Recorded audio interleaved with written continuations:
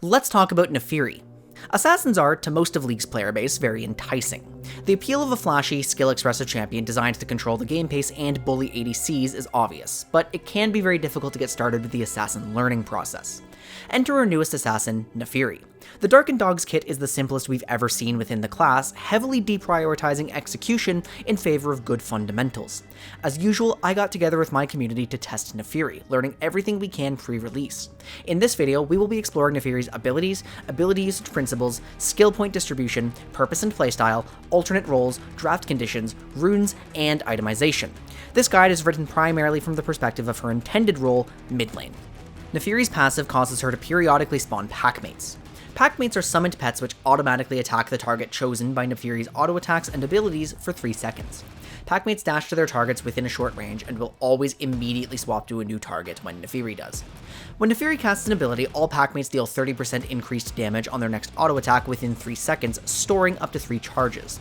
Naafiri will spawn 1 Packmate every time her passive is off cooldown, though she won't waste the cooldown if she has the maximum Packmates spawned. She can partially refund the cooldown by hitting champions. The Packmates do have bodies and can therefore block skill shots, but while they have no target, they hold a formation behind Naafiri and take time to reposition. You will not be able to instantly turn around for a free beat shield. Naafiri's Q is a simple linear skill shot that deals damage to all targets hit. Casting Q grants you a free recast for 4 seconds, but the spell only starts counting its cooldown after the second charge is either cast or times out. Each charge deals base physical damage and inflicts a physical damage bleed. If a target is already bleeding when hit, they are dealt a third instance of missing health scaling physical damage, then the remaining bleed damage is dealt instantly, and if the target is a champion, Naafiri is healed. Note that the instant bleed procs second, meaning it won't factor into percent missing health calculations. Much of Naafiri's damage is condensed into that second Q, so you must be sure to land it. Naafiri's W is a targeted damaging dash. After a short channel, Naafiri and her packmates will reveal and dash towards her target's position. They collide with the first champion hit, dealing damage and applying a micro slow. Naafiri cannot cancel her own W by any means. Her packmates are untargetable during the dash. Naafiri's E is an untargeted dash that deals 2 instances of area physical damage. She deals damage along her dash's path, then explodes outwards to deal damage in an area around herself. Packmates will vanish during E and reappear in formation around Naafiri on arrival, all healed to full HP. Naafiri's R is an extreme damage and survivability steroid. After a short channel, Naafiri increases her packmate cap and spawns the maximum number at her position. She then gains bonus decaying movement speed, doubled out of combat, vision of her surrounding area and of all nearby enemy champions, bonus AD, increased packmate HP, and a 50% reduced passive cooldown. Her first instance of champion damage while buff grants her a shield. Her first champion takedown refreshes all effects, instantly granting herself the shield again and healing all packmates. To summarize, R makes Naafiri better at accessing and killing targets as well as surviving her retreat. These simple abilities come with simple ability usage principles. Naafiri's all-ins are determined entirely by the quality of her telegraphed W cast. That W is always going to expose you to enemy catch tools and offer the enemy a chance to use their defenses. You don't always mind getting hit by roots, but you can't afford to get hit by stuns. If you have a good all-in, remember that your second Q is almost all of your damage. If you need to slow your combo slightly to ensure it lands, do so. You can buffer any spell during Q's cast time, and you want to deal E's damage before Q2 to boost the execute damage. This leaves Naafiri with a core all-in combo of W, QE auto attack, Q auto attack. You cannot manually commit an auto attack after W because one triggers without animation once you arrive, which is weird but important.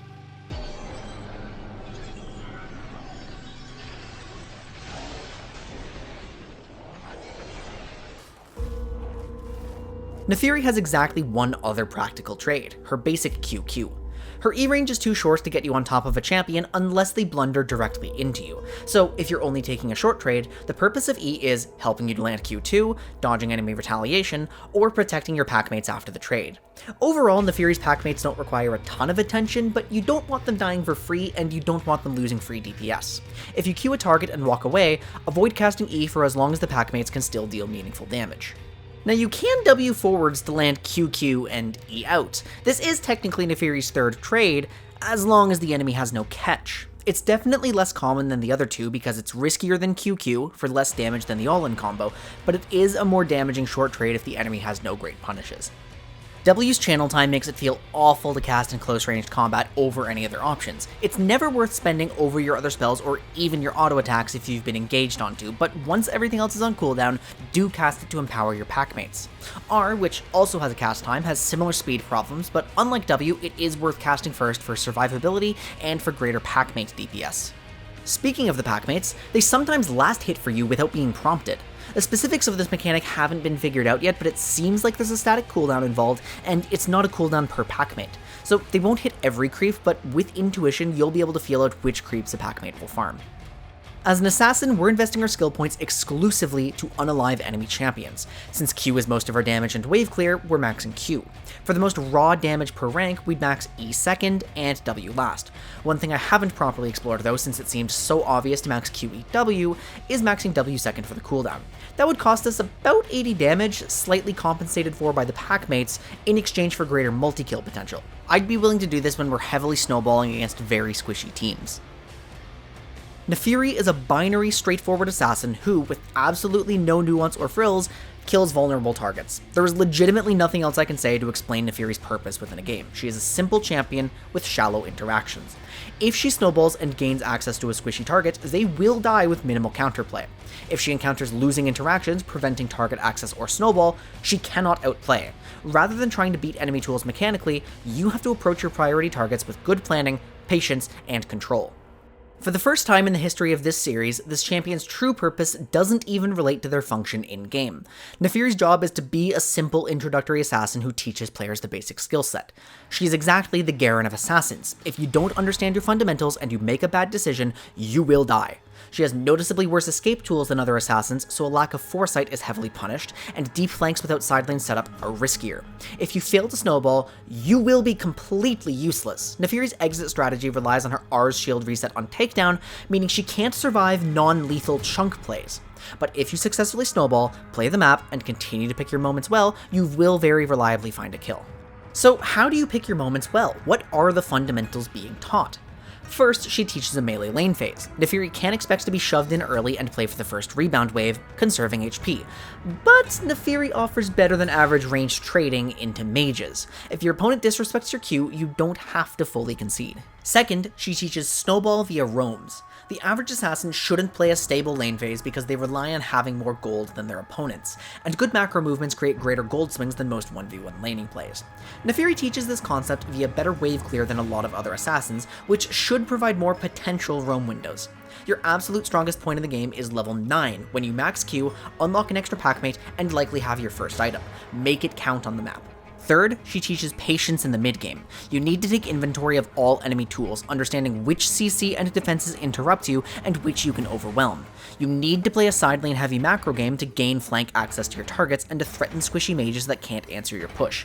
You need to understand the vision game, how to identify mispositioned enemies and how to position near the most likely enemy mistake. Naafiri's simplicity helps you to focus entirely on these fundamentals, which can help you to graduate to more complex assassins later. But does Naafiri only teach mid lane players? Can she be played elsewhere? I don't think so. Jungle Naafiri suffers from the same clear speed issues as Pantheon. Her first few clears are solid, but she gets progressively slower until it's genuinely difficult to maintain farm and map presence. That's not great when your income is essential for your success. I'm not fond of top lane Naafiri, who regularly has to lane into durable bruisers and doesn't have great long lane escape.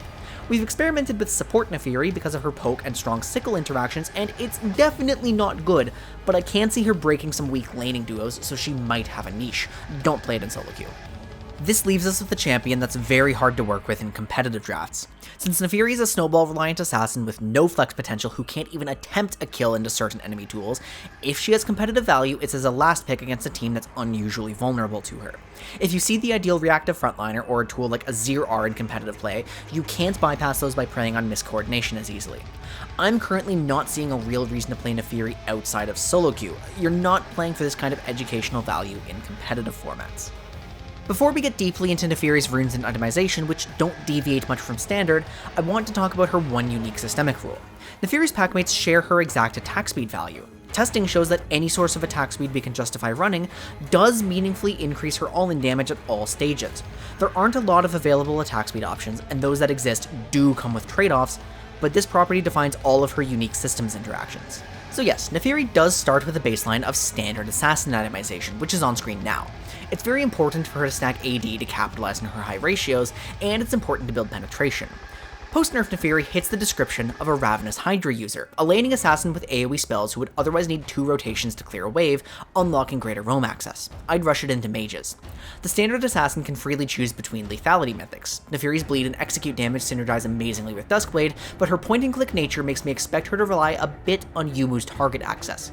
Black Cleaver is extremely good on this champion because a level 9 RW will instantly apply the full armor shred before you even start your burst combo. The packmates also apply Cyrildas. If you're comfortable with sacrificing some haste and summoner uptime, Berserker's Greaves are the best available source of attack speed to Naafiri because they don't ask for a major itemization compromise. I didn't get the chance to test Static Shiv as a Ravenous substitute, so I invite you to explore it. Beyond that, I don't expect other attack speed options to be appealing. For runes, we have an interesting keystone problem. I'm sold on using Domination and Inspiration as our 2 trees since that gives us access to our best econ runes in Futures Market, Magical Footwear, and Treasure Hunter. Hail of Blades offers objectively the highest all-in damage, but Electrocute procs on our QQ trades, giving you the best laning presence. First Strike is always generically good, but I can't tell you if it's better than the specifically good Hail of Blades or not. There's some funny combat interactions with the bleed that off-meta players may enjoy, but unfortunately the packmates won't proc press the attack.